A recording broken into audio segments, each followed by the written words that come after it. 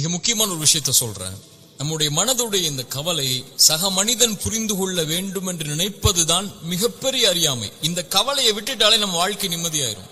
நம்முடைய கண்ணீர் துளியை சக மனிதன் புரிந்து கொள்ளலாம், நம்முடைய வார்த்தையுடைய அந்த வழியை பிற மனிதன் புரிந்து கொள்ளலாம். ஆனால் உள்ளத்தில் இருக்கக்கூடிய இந்த கவலையை பிற மனிதனிடத்தில் வெளிப்படுத்தி ஒருபோதும் அவனை புரிய வைக்க முடியாது. யாரிடத்தில் வெளிப்படுத்தினால் புரியும்? யார் இந்த இதயத்தை படைத்தானோ அவன் ஒருவன் தான் இந்த இதயம் சுமக்கக்கூடிய வலியை, கவலையை உணர முடியும்.